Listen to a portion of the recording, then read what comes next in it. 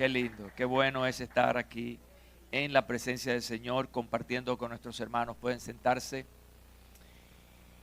Esta es nuestra tercera reunión de este día. Agradecemos al Señor que nos permita tener las puertas de este templo abiertas durante gran parte del día. Son unas cuantas horas que este templo está abierto.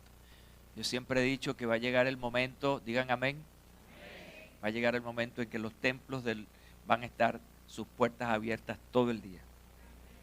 Gracias, así se va a cumplir de acuerdo a los 5 amenes que vimos por ahí. Eso va a formar parte de un gran mover de Dios, definitivamente. Bien, el domingo pasado estuvimos celebrando la resurrección del Señor. Celebrar es una cosa, reflexionar es otra cosa. Porque hay gente que celebró pero sin saber. ¿Qué hizo la gente este fin de semana, el domingo? Hablando muy coloquialmente, la gente echándose los palos, la gente bailando, la gente comiendo, la gente en el mar y en el mal. Es una celebración que tú no sabes ni por qué lo haces. Pero cuando unimos primero reflexión, la reflexión va a ser primero, luego viene la celebración. ¿Están conmigo, verdad? Porque es echar a volar nuestra mente y estar claros en la razón por qué y para qué yo celebro.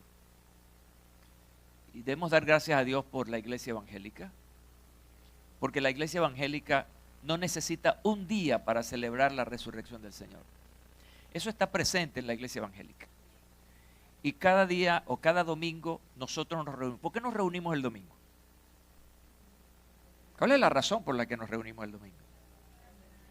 Es un acto memorial. Estamos recordando que un día como ese el Señor se levantó de los muertos. Y lo celebramos como iglesia. La resurrección es el punto esencial de la doctrina bíblica, como predicamos el domingo pasado. Si Cristo no resucitó, ¿qué pasa entonces? Decía Pablo, hueca, vana es nuestra fe. Pero Cristo resucitó. Y esa es la razón por la cual esta iglesia universalmente se congrega para celebrar al Señor. Y yo quiero hablar de un hecho relacionado con la resurrección del Señor. Jesús estuvo con ellos y ellos con Él durante más de 3 años. ¿Qué pasa cuando uno pasa tiempo con otra persona? Se encariña, llega el momento en que le hace falta compartir con esa persona. De manera que para los discípulos, el separarse del Señor y de la manera tan cruenta fue algo verdaderamente doloroso. Los primeros días después de la resurrección fueron complicados, porque bueno, se sintieron solos, pero también se sintieron amenazados, a tal punto que en algún momento la esperanza bajó por no ver al Señor resucitado según lo había prometido. De manera que la confianza en eso prometido de alguna manera bajó de nivel. ¿Qué viene cuando esas cosas ocurren? Frustración. Y yo que creía, como decían los que caminaban hacia Emaús, nosotros que esperábamos que al tercer día resucitara, y ya es el tercer día y no ha resucitado. Frustración. La frustración no es otra cosa que una expectativa no cumplida. Y eso es verdaderamente duro. ¿Cuántos se han sentido frustrados en la vida en algún momento? Trabajamos sobre esa situación de manera constante. Bueno, así quedaron los discípulos del Señor Jesucristo después de su muerte. Él les había prometido que resucitaría. Al no verla en el tiempo en que ellos esperaban y sobre todo sometidos a una gran amenaza porque la situación es que habían matado a su líder. Y ahora los fariseos estaban guapetones. Y quizás iban a ir tras aquellos que seguían al Señor para desaparecer ese liderazgo y lo que quedaba de él. esto también se unió a eso de la frustración, que es el temor o el miedo. Ellos se desesperaron al no ver a Jesús, pero ahí hubo un cambio radical. Y fue cuando el Señor apareció en medio de ellos. A mí me encanta esa expresión. Yo quiero ir a la palabra del Señor para hablar un poco a Jesús, para ir un poco al tema que quiero hablarles hoy, que he titulado Jesús está presente. Juan 20, 19 al 22 es el pasaje donde están contenidas estas verdades en esta narración y quiero compartirlas con ustedes. Escucha con atención. Ese domingo, atención, el tiempo, ese domingo al atardecer, otro detalle, los discípulos estaban reunidos con las puertas, me encanta esto, bien cerradas. ¿Por qué? Porque tenían miedo. ¿De quién? De los líderes judíos. De pronto Jesús estaba de pie en medio de ellos. La paz sea con ustedes, dijo. Mientras hablaba, les mostró las heridas de sus manos y su costado. Ellos se llenaron de alegría cuando vieron al Señor. Una vez más les dijo, la paz sea con ustedes. Y les añadió lo siguiente, como el Padre me envió a mí, así yo los envío a ustedes.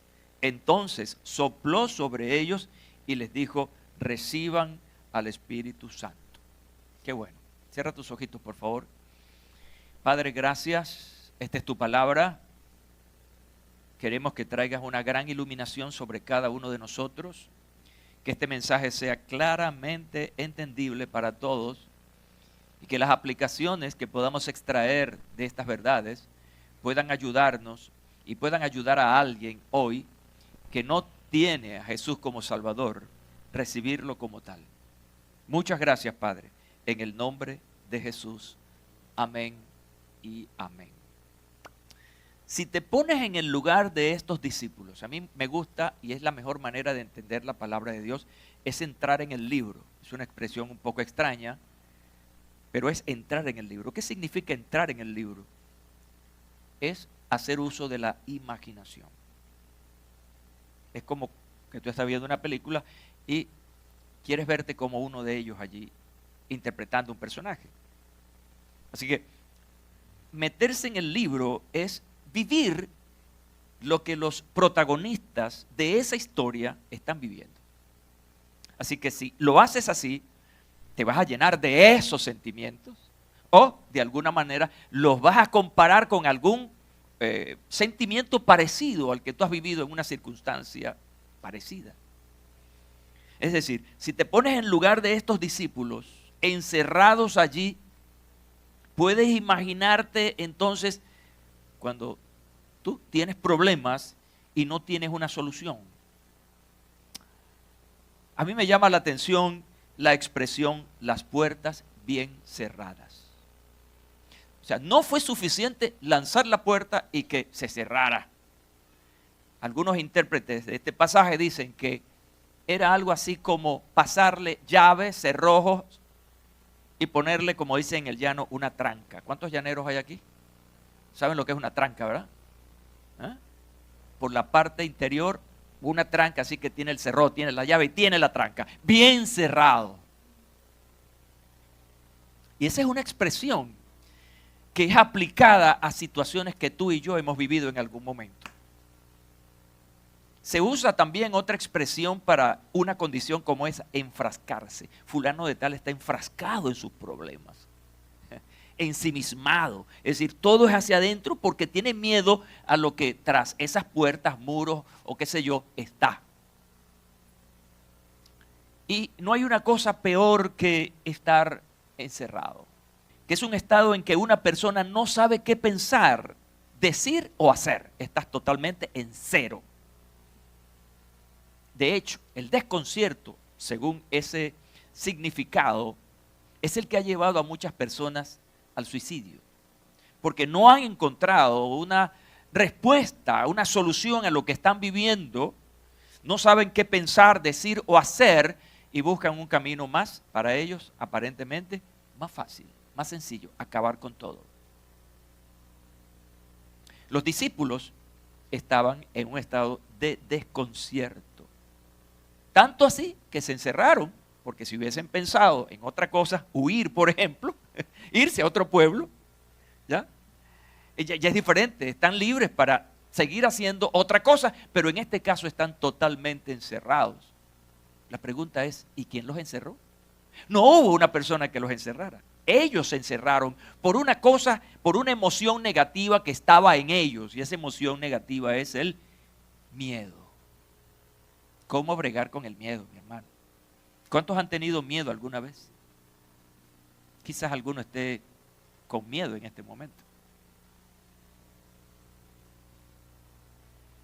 Un miedo que llega al extremo de lo que llamamos pánico. El pánico es un temor extremo que paraliza al individuo de manera que se queda allí como en la cédula. No hay una decisión que hacer. ¿Por qué digo que el miedo estaba dentro de ellos? Bueno, porque sencillamente no había nadie ahí que los estuviera apuntando, amenazando o qué sé yo. Ellos se crearon toda esta situación. Ese miedo estaba en ellos. Los judíos o los líderes judíos estaban fuera. Dice que tenían miedo de los líderes judíos. Porque nosotros, tú y yo, podemos, con la ayuda de Dios, enfrentar los miedos, enfrentar los temores. ¿Sabes por qué? Porque tenemos suficiente evidencia bíblica, promesas bíblicas que nos llevan a una victoria sobre el temor y el miedo. Y eso ocurre cuando declaramos la palabra de Dios. Declarar nuestra propia palabra no tiene poder. Declarar la palabra de Dios es la que tiene poder. Jesús decía, calificando sus palabras, mis palabras son espíritu y son vida. Entonces, en función de eso, tienes que declarar la palabra. ¿Y cómo declaro la palabra? Lee la Biblia, aprende, memoriza esa palabra y declárala en los momentos más críticos de tu vida. El ángel de Jehová acampa alrededor de los que le temen y los defiende. El que habita al abrigo del Altísimo morará bajo la sombra del Omnipotente. Y allí vas declarando esa palabra y es la que va, permítanme esta palabra, energizar, usar esta palabra, darte nuevas fuerzas para enfrentar el temor que está allí escondido y que te quiere enclaustrar. Lo que yo entiendo entonces aquí es que en medio de esta situación tan caótica, una situación sumamente difícil, es donde Jesús entra para tomar el control. Estábamos cantando aquí una canción donde hay una palabra que se repite y se repite y se repite. ¿Cuál es la palabra que se repite y se repite en esta canción? Sobrenatural. Es una fuerza que es por encima del mundo natural. Es una fuerza poderosísima que va contra las leyes naturales. Es una acción milagrosa, increíble para la mente humana. Jesús estaba de pie en medio de ellos. ¿Cómo fue eso? ¿Cómo estaba la casa o el lugar donde ellos estaban congregados? ¿Cómo estaba? Bien cerrada, las puertas, nadie podía entrar por ahí absolutamente. Pero de pronto Jesús apareció en medio de ellos. Una acción sobrenatural. Imposible para que un ser humano pudiera aparecerse allí. Ahora, lo que más me llama la atención a mí es que Jesús no se apareció detrás de ellos. Jesús apareció en medio de ellos. ¿Y por qué me llama la atención a mí que no fue detrás de ellos, sino que fue en medio de ellos? Porque el medio es el lugar de la visibilidad completa. A mí me da una idea interesante esto, y es que Jesús apareció para todos, no para algunos. Jesús apareció para que todos al mismo tiempo vieran, observaran y dieran un paso hacia adelante. Este punto es importante. Jesús siempre va a aparecer de frente, porque Él tiene el control del tiempo. ¿Cuántos creen eso? Y para mí esto es sumamente importante. Jesús estaba en pie en medio de ellos. ¿Y qué pasó allí? ¿Qué demuestra que ellos tenían una sensación terrible de aprensión, de temor? ¿Qué me dice Aparte del documento que nos da el evangelista de que tenían miedo por causa de los líderes judíos. La palabra que el Señor da, porque el Señor no solamente se aparece, sino que también habla.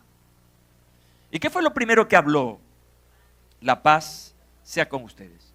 Eso me revela entonces la verdadera condición de ellos, cómo estaban ellos internamente, emocionalmente. Tanto es así que esta palabra, la paz sea con ustedes, en este pasaje se repite 2 veces. Lo cual me dice y confirma que estas personas tenían una ausencia de paz.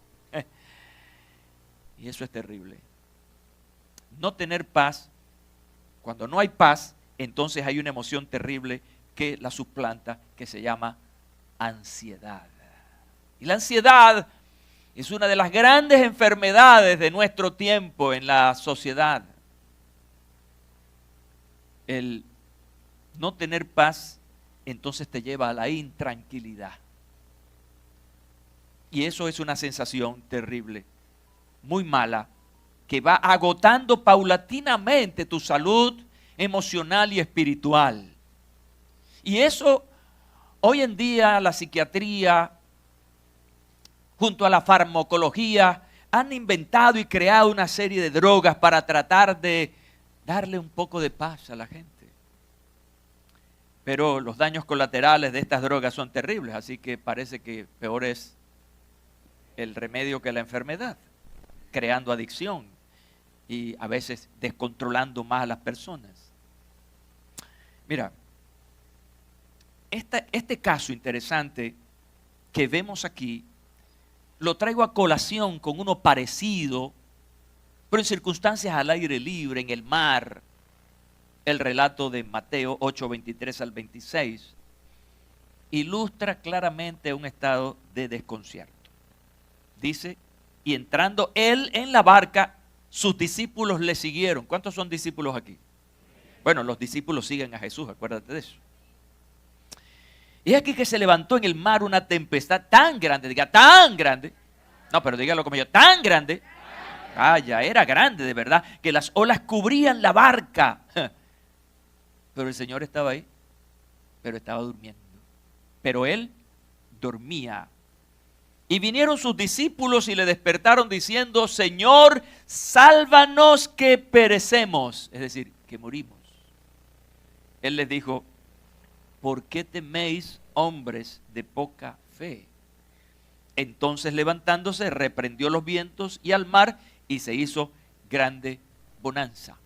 ¿Cómo estaban los discípulos en este hecho histórico? Estaban asustados, creían que iban a morir. ¿Cuántos de ustedes han estado en un momento así que creen que van a morir?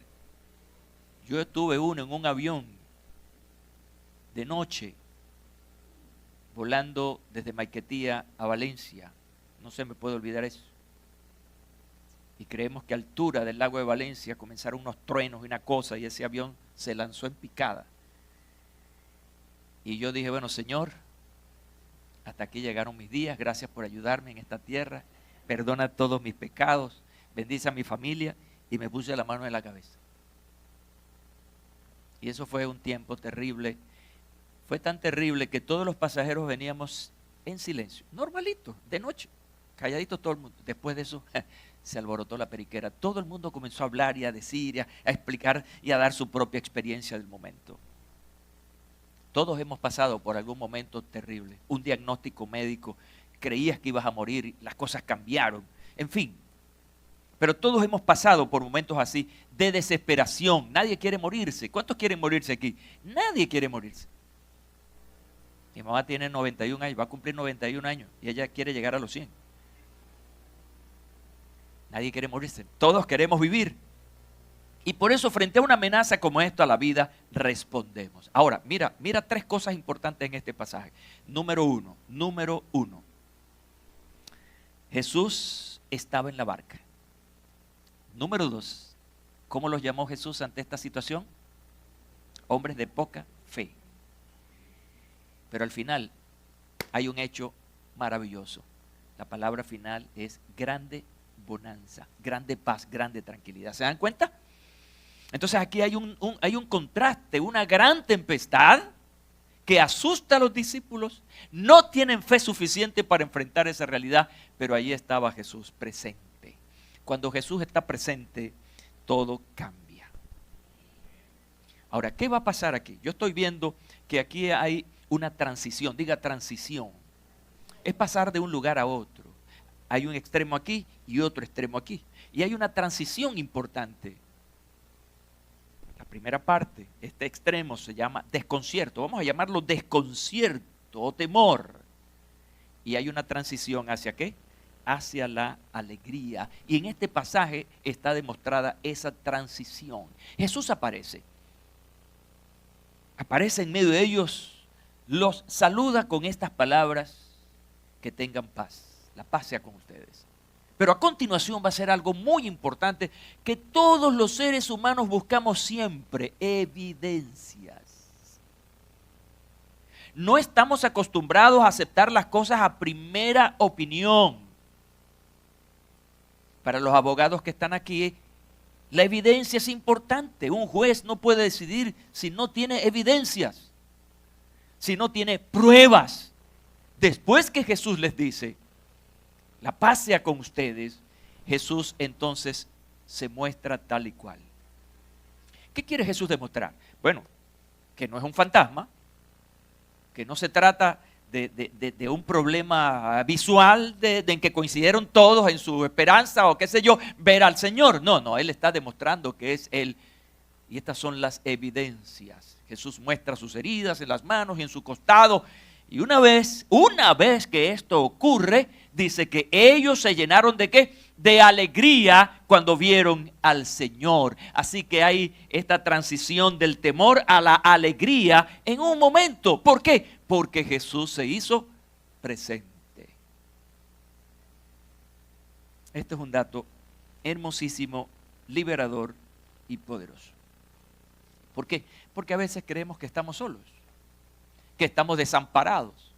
Y muchas veces en nuestras oraciones, y eso no es pecado. Si te ha pasado, quédate quieto, no te mortifiques porque algún día dijiste eso. Porque cuando yo voy al libro de los Salmos, yo encuentro esas quejas en los salmos. Señor, ¿hasta cuándo? ¿Cuántos orando le han dicho al Señor: Señor, ¿hasta cuándo? ¿Hasta cuándo voy a estar aguantando a este loco o a esta loca? O esta situación. ¿Cuándo va a cambiar el país?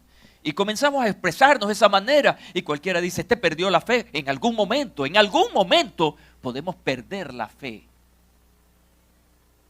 Podemos pensar que todo se acabó. Pero, volviendo a la narración de la tempestad en el mar, Jesús estaba allí. Quiero decirte que en la circunstancia más complicada que tú tengas, mi amigo, mi amiga, Jesucristo está allí. Solamente hay que hacer un toque técnico, una llamada de fe, donde renunciamos a lo que creemos, a lo que tenemos, a las posibilidades humanas, y entonces nos entregamos de manera total en las manos del Señor. Creer, porque Él está allí para ayudarnos en esa real situación. ¿Qué genera? ¿Cuál es el resultado de una evidencia? ¿Por qué tú eres un evangélico y por qué mis amigos que están aquí deben creer en Jesucristo? ¿Por qué? ¿Cuál es la razón? Ok, conocemos a Jesús, al Cristo histórico, al Cristo cultural, incluso al Cristo familiar, porque desde chiquito sí, Jesucristo, qué tal y qué sé yo, y hay un conocimiento por allí de que hay un Cristo, que hay un Salvador. Pero eso es una creencia muy superficial. Es la creencia de la psiquis, es decir, de la manera del conocimiento. Sabes de eso, pero las evidencias nos llevan a algo más convincente. Es a tener una profunda fe. Esas evidencias estaban allí para que ellos creyeran, para motivar la fe de la cual Jesús les había dicho que tenían poca. Necesitaban aumentar la fe. ¿Y cómo se aumenta la fe? A través de las evidencias. La presencia del Señor haciendo algo en medio nuestro. Y para que eso ocurra, entonces se deben dar ciertas condiciones y lamentablemente las condiciones que se dan en el campo humano es precisamente cuando perdemos la esperanza, cuando perdemos la fe, cuando ya sabemos que no hay nada que hacer humanamente y entonces recurrimos a Dios. La historia del hijo pródigo es esa, exactamente esa que en pocas palabras he mencionado. Todos sus recursos se agotaron, humanamente agotados, no tenía más nada por hacer, estaba perdido. Y en medio de eso, ¿qué hizo? Habló con Dios, reflexionó, tomó una decisión y fue gratamente recibido por el Padre. De manera que aquí nos encontramos con una necesaria motivación, las pruebas. ¿Cómo se ha comprobado que Jesucristo en tu vida? Te pregunto. Hay gente, escúchame, en quien Jesús se ha comprobado y al momento, ay Dios, eso fue un milagro, me salvé de un milagro. Y después se olvida de eso. ¿Cuántas personas han venido a esta congregación y el Señor los ha sanado o les ha ayudado en una situación difícil y comienzan muy contentos y usted no los vuelve a ver más?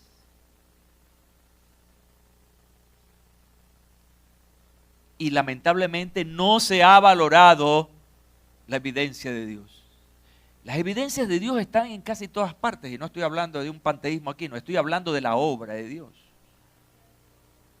Cada vez que yo me levanto y salgo y veo esas montañas que están alrededor en el Valle de San Diego y veo esa cosa tan hermosa y en estos días esos cerros nublados, caramba, yo tengo que aceptar que eso no es una casualidad que Dios está allí. Y las pocas veces que he ido al mar y veo ese mar inaccesible, largo, grande, yo digo, no, esto no puede ser. Ahí hay unas evidencias a tu alrededor, es lo que tú ves desde aquí para allá, pero hay unas evidencias internas. Y una de las grandes evidencias internas que puedo mencionarles ahora mismo es el gran vacío espiritual en que se encuentra la gente. Pueden tener de todo, pero algo les hace falta.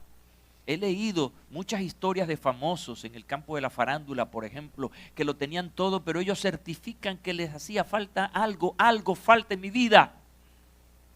Y muchos de ellos están llegando a Jesucristo en estos últimos tiempos. Se han dado cuenta que la fama, el dinero y todas esas cosas no son suficientes. Hay algo más, una añadidura, como dice Jesús cuando dice, busquen el reino de Dios y su justicia primeramente y las demás cosas serán añadidas. En este campo en el que nos encontramos, en esta transición y las evidencias, era para que ellos creyeran. Ellos necesitaban una evidencia, que no es otra cosa que la certeza clara y manifiesta de una cosa, que es una comprobación tan evidente que no hay forma de cómo desvirtuarlas. La segunda cosa en que ayuda a esta demostración del Señor es que esa evidencia es para que ellos tuvieran gozo. Nos dice que al ver al Señor se llenaron de gozo, se llenaron de alegría. Cuando tú compruebas la gracia de Dios manifiesta en tu vida, te vas a llenar de una profunda alegría. Y dice la Biblia que el gozo del Señor es nuestra fortaleza, ¿ya? Entonces, no puede estar triste un corazón que tenga a Cristo. Cantábamos hace muchos años en un coro por allí. No puede estar porque el Señor lo llena todo. La vida en Cristo es una vida plena, completa. No le hace falta nada. Me molesta cuando la gente le está añadiendo cosas al Evangelio que no son bíblicas. El Evangelio no necesita más nada, es completo, está seguro. El que está en Jesucristo está completo, está seguro. No le hace falta nada para ser feliz porque ya es feliz. Este gozo es motorizado por la alegría del creer, así lo he llamado yo, la alegría del creer. La alegría o el creer es una liberación y cuando hay liberación, ¿qué hay? Hay alegría. Los esclavos o los que fueron esclavos saben de qué se trata este asunto. Cuando el pueblo de Israel sale de Egipto, cantaban, bailaban, estaban felices, porque fueron libres de esa condición tan terrible como es la esclavitud. La ignorancia de la palabra de Dios es una forma de esclavitud. De hecho, una de las maneras de esclavizar a las personas es a través de la ignorancia. Por eso cuando descubrimos la verdad, como dice Jesús, la verdad nos hace libres. Mira este pasaje maravilloso de la primera epístola del apóstol Pedro, capítulo 1, versículos 8 y 9, que habla de la alegría y lo que eso produce. Ustedes aman a Jesucristo a pesar de que nunca lo han visto, aunque ahora no lo ven. Confían en Él y se gozan con una alegría. Mira la descripción tan terrible. Y se gozan con una alegría gloriosa, indescriptible. No se puede cuantificar, no se puede dar una descripción de ella por lo tan grande que es. Pero fíjate, el versículo 9 nos lleva a esto. La recompensa por confiar en Él será la salvación de sus almas. Descubres, te llenas de gozo y eso te genera ¿qué cosa? La salvación. Quiere decir que el gozo del Señor es verdaderamente poderoso. Ahora, ¿qué pasa? Están encerrados allí, en esa habitación, están llenos de miedo. Sobrenaturalmente Jesús se aparece, todos lo ven, Él abre sus manos, muestra su costado, la evidencia, creen, se llenan de alegría y pasó el desconcierto, ahora están llenos de alegría. ¿Y ahora qué? La vida en Cristo hemos dicho que es una vida plena. Hasta este punto que les comenté, esa vida como que está incompleta, le falta algo. ¿Qué hacemos con alguien, bendito sea Dios, que nos ha hecho favor? ¿Cómo respondemos a gente que nos hace un favor? Con agradecimiento, con la disposición de hacer algo por esa otra persona que hizo algo muy poderoso por mí. La presencia de Jesús te inspira a obedecerle. Estás tan convencido, las evidencias son tan fuertes que no tienes formas ni motivos para renunciar a eso. Totalmente convencido y convicto de esa realidad.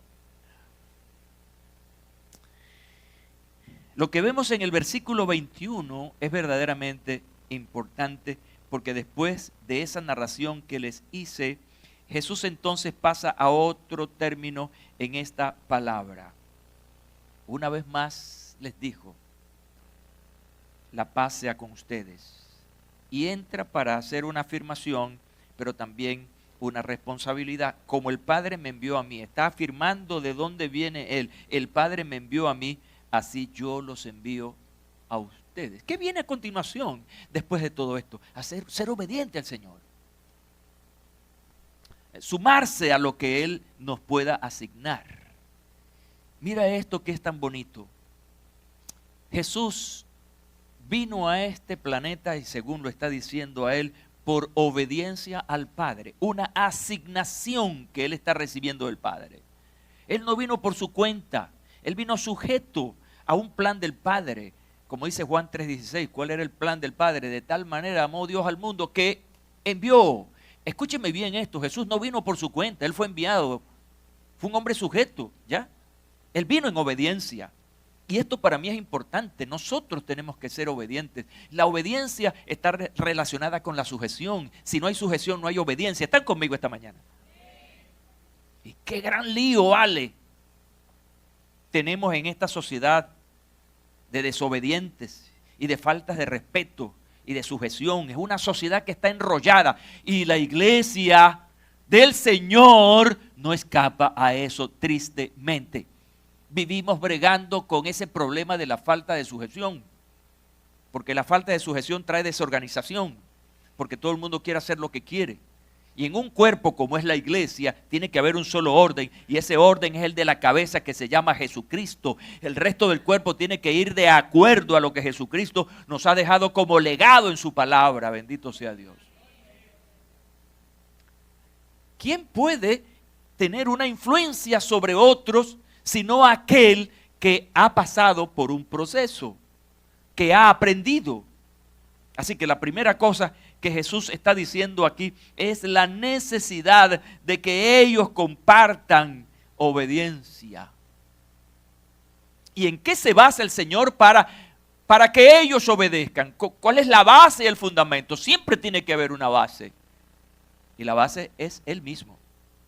El ejemplo de obediencia más contundente para nosotros como cristianos es Jesús mismo.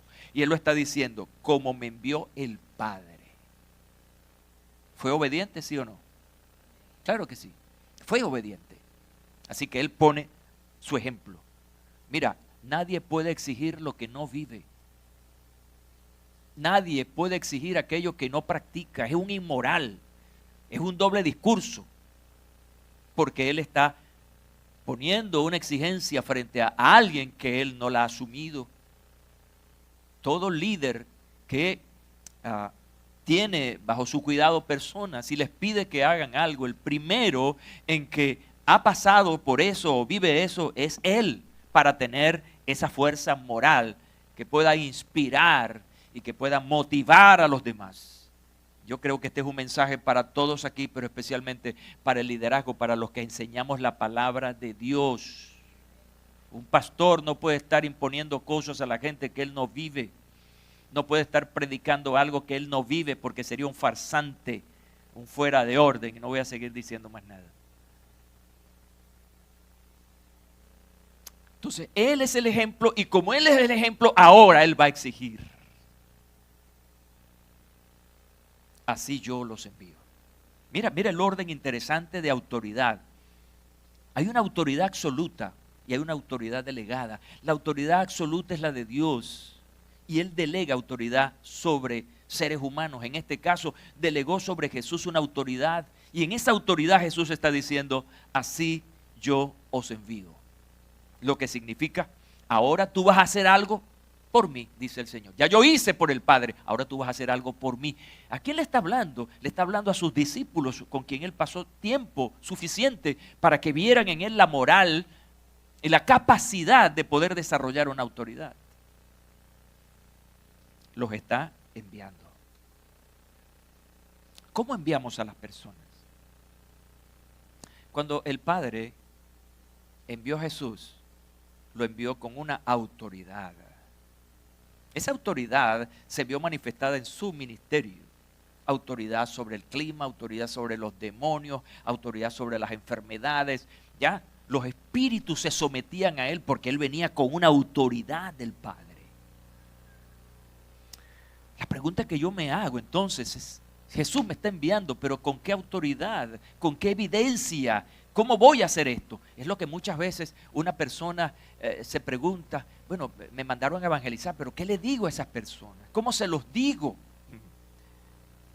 Bueno, tenemos que partir de lo que nos enseñan los versículos 22 y 23. Allí Jesús está diciéndoles a Él, y recibiréis poder.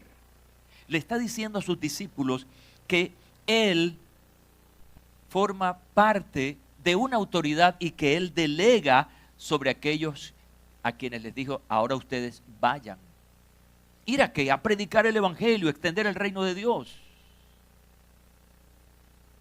Y recibiréis poder. La autoridad es mediante el Espíritu Santo. ¿Cuántos tienen al Espíritu Santo en sus corazones? La Biblia dice que somos templo y morada del Espíritu Santo, que el Señor dejó al Espíritu Santo para guiarnos a toda luz y a toda verdad, pero es necesario aceptar a Cristo. Si no aceptas a Cristo, si no reconoces a Jesús como tu suficiente Salvador, entonces el Espíritu Santo no puede morar en ti. La puerta de entrada del Espíritu Santo a tu alma es Jesucristo. Y entonces Él les está diciendo, y recibiréis poder. La autoridad que el Señor está de alguna manera demostrando del desarrollo de esa autoridad en sí es la de la palabra de Dios, la autoridad de la palabra de Dios. Es decir, cuando tú aceptas a Cristo como tu Señor y Salvador, tú recibes una autoridad doble, la del Espíritu Santo que mora en ti y que vas a ser gobernado por el Espíritu Santo, pero también está la autoridad de la palabra de Dios. Ahora estás autorizado para hablar en nombre de Jesucristo, nada menos y nada más. Mateo 28 y 19 nos enseña eso. Vayan y prediquen el evangelio a toda criatura, porque a mí me ha sido autoridad y yo les doy autoridad a ustedes.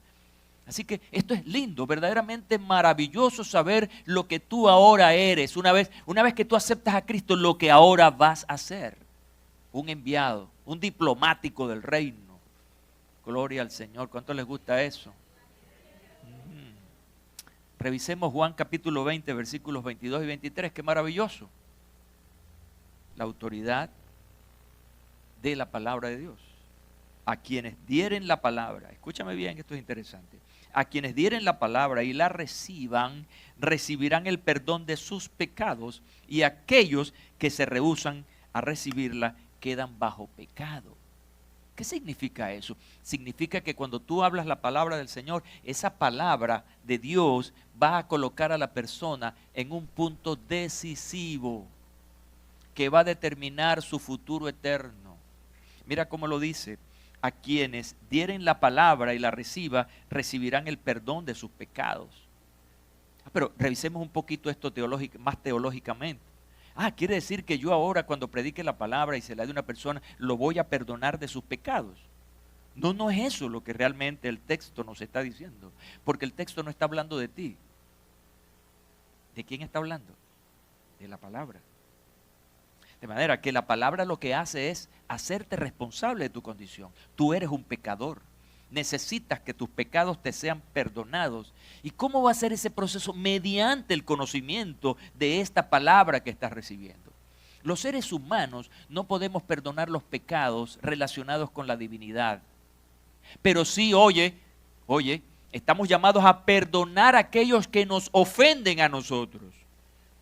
Cuando alguien me ofende, yo sí tengo autoridad para perdonar a esa persona por su ofensa contra mí, pero las ofensas de esa persona contra Dios, ya eso es otro tema. Ya eso es un asunto de la persona con Dios. Pero la palabra de Dios en su explicación, eso es lo que va a enseñar, eso es lo que tú vas a hablar. Así que el poder para perdonar pecados relacionados con la divinidad, eso es un asunto de Dios y del individuo, porque lo que viene a continuación nos los dice. Y aquellos que se rehúsan a recibirla quedan bajo pecado. Mira la gran responsabilidad que tienes tú y la corresponsabilidad que tiene la persona a quien le hablas. Yo hoy estoy siendo corresponsable con los amigos que están aquí. Porque mi responsabilidad es decirte a ti lo que te he dicho hasta este momento. Pero tú tienes una responsabilidad con lo que yo te he dicho. ¿Y qué es lo que yo te he dicho? Que Jesucristo es el Hijo de Dios, que murió, fue sepultado, resucitó al tercer día, ascendió a los cielos y que vuelve nuevamente, que Él es el Salvador del mundo, que tú puedes ser perdonado y salvado. Ya yo te di esa palabra, así que tú eres responsable con ella. Y si tú rehusas a esa palabra que yo te estoy dando, quedas bajo pecado. La Biblia dice que el que oye la palabra de Dios y rehúye a ella está bajo juicio. Es decir, mientras no las personas confiesen a Cristo como Salvador, están bajo juicio, lo que significa que si una persona muere en esa condición, lamentablemente no va a ir al cielo, porque murió bajo condenación, y lo que va a romper esa condenación es cuando la persona, vivito y coleando, no después que se muera, recibe a Jesucristo como su Señor y Salvador. Eso es lo que cambia toda la historia de la eternidad. Recibir a Jesucristo como nuestro único y suficiente Salvador. Así que hoy se ha dicho una palabra a una doble audiencia.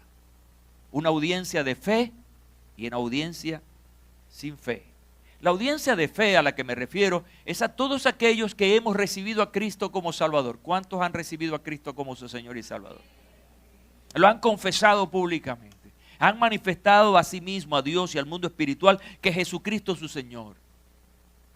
Pero también he tenido, no sé, creo yo, una audiencia que todavía no ha reconocido a Jesús como Señor y Salvador. Está rehusando a eso. ¿Por qué razón? Bueno, cualquiera puede tener su razón. Yo tengo mi religión, yo no creo en eso, o sencillamente otro día será. Cualquier razón, pero delante de Dios, escucha bien, delante de Dios no hay razón para rechazar el sacrificio de su Hijo. Lo que más está dentro del tema de la condenación, escucha bien, es rechazar, es el rechazo. Rechazar a Jesucristo, su sacrificio, sus heridas, sus sufrimientos. es lo que más marca esa decisión eterna. Si crees en el Hijo, tienes la vida. Y de eso se trata ahora, finalmente, lo que hemos hablado. Padre, quiero agradecerte mucho que me hayas permitido conversar esta palabra, donde una vez más a los que creemos recibimos la responsabilidad. Pero a aquellos que todavía no han creído en Jesucristo como su Señor y Salvador, también está la gran responsabilidad, el desafío de cambiar. Oro para que esta palabra pueda haber sido iluminada a cada persona, a mis amigos y a mis hermanos, de manera que los primeros den el paso de fe para confesarte como Señor y Salvador, y los segundos reafirmen su fe y sean fieles cada día. Muchas gracias, Señor. Amén y amén.